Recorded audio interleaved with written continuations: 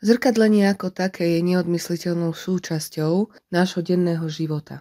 Všetky situácie, ktoré sa nám dejú, ľudia, ktorých máme v živote a ich reakcie sú odrazom nášho vnútorného sveta, tak ako aj odrazom vecí uložených v našom podvedomí. Zrkadlenie je zároveň nástrojom vesmírneho zákona príčiny a následku. Avšak veľakrát sa stretávam s tým, že je tento nástroj nepochopený alebo nepoužívame ho správne, alebo mu jednoducho nechápeme. Nechápeme, prečo to ten človek robí, čo nám tým chce ukázať a vôbec nevnímame, prečo ľudia reagujú tak, ako reagujú.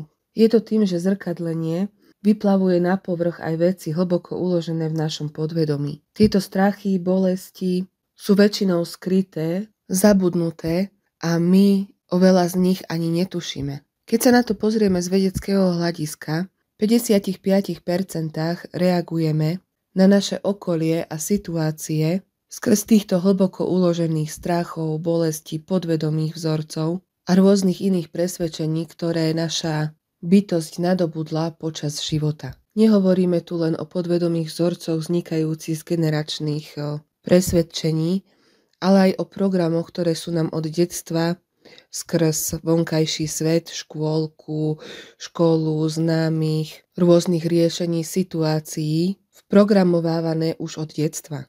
Je dôležité si uvedomiť, že žijeme vo svete plnom mylných presvedčení, negativity a podmienečnosti. To znamená, že my ako bytosti sme boli od malička programovaní na tú negativitu, na to, ako sa presne čo dá a čo sa nedá, na to, čo môžeme a nemôžeme. A skrz týchto všetkých faktorov sa formuje náš vnútorný svet, ktorý potom za pomoci podvedomia a spolupráce s myslou vytvára náš vonkajší svet. Zrkadlo ľudí a situácií nám zobrazuje náš vnútorný svet, ukazuje nám, čo je v nás uložené, čo momentálne tvoríme, a to je veľmi dôležité si uvedomiť. Aj keď sa veľakrát čudujeme, prečo sa nám to deje, veľakrát si nevieme pospájať súvislosti, pretože nám to nejde do hlavy, alebo si nechceme priznať, že by to tak mohlo byť. Treba mať na pamäti, že v našom podvedomí sú uložené veci, o ktorých my nevieme, alebo nevnímame, že by sme nimi mohli byť ovplyvnení. Zrkadlo nám ukazuje nespracované veci v nás, ale aj nespracované veci tých druhých. Tí, ktorí nám to zrkadlia, ale zároveň si to zrkadlia aj sebe. Preto nám zrkadlenie zároveň aj ukazuje cestu k pochopeniu, k prijatiu a k odpusteniu nejakých tých vecí, ktoré nás dlho ťažia. Zároveň nám ukazuje aj následky nášho minulého konania, myslenia, cítenia a vnímania tohto sveta. Je to to, čo sme sami vytvorili a pretvorili do vonkajšieho sveta. Pomáha nám skúmať následky tohto nášho myslenia a konania a zároveň nám tým otvára dvere k hľadaniu príčiny toho celého. Naše podvedomie je veľmi inteligentné a my aj napriek tomu, že tam máme uložené veci, o ktorých nevieme, dokážeme na základe zrkadlenia a následku túto príčinu určiť. Ako som už párkrát spomínala, každý máme odpovede uložené v samých sebe.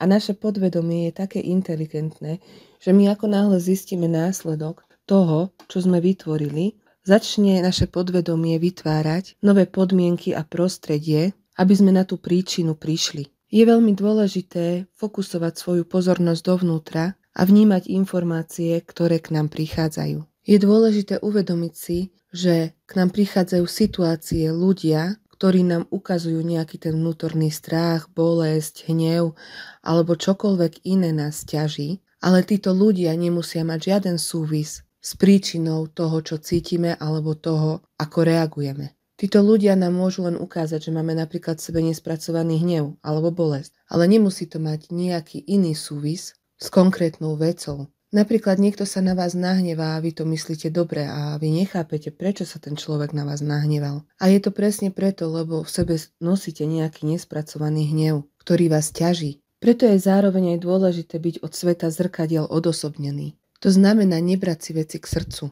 Neutápať sa vo svete výčitiek, sebaobviňovania a iných nízkych vibrácií. Dôležité je pri tomto pracovať so svojím vnútrom, opýtať sa samých seba, kde pramení ten hnev, čo je príčinou toho hnevu, ktorej si v sebe nosím. A tie odpovede k vám prídu postupne, tak, ako ich potrebujete počuť. Dôležité je nefokusovať sa len na jednu vec, nefokusovať sa len na podvedomé vzorce rodiny alebo školy. Proste je dôležité pozerať sa na to všeobecne, pretože to uložené môže byť aj niečo z televízie, niečo, čo vás ako deti vystrašilo, nahnevalo, alebo ste nadobudli presvedčenie, že to tak má byť. Keď budete pozorne vnímať vaše vnútro a pochopíte význam zrkadlenia a prácu s ním, tak si zároveň spustíte aj samoliečenie a automaticky sa začnete posúvať po úrovniach vedomia vyššie. Zrkadlenie je úžasný nástroj na spoznávanie svojho vnútra,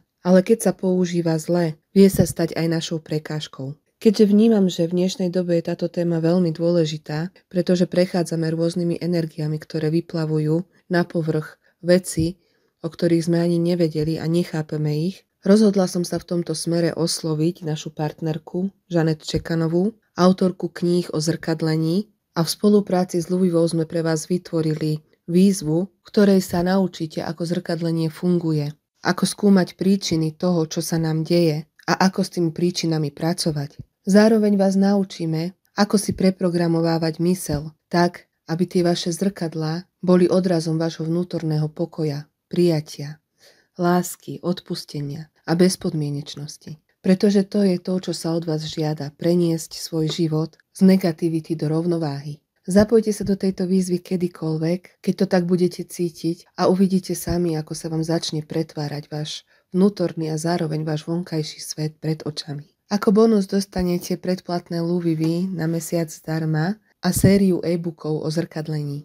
Vydajte sa s nami na cestu spoznávania vášho vnútra. Tešíme sa na vás a naozaj venujte tejto téme pozornosť. Je pre vás veľmi dôležitá. Krásny deň všetkým.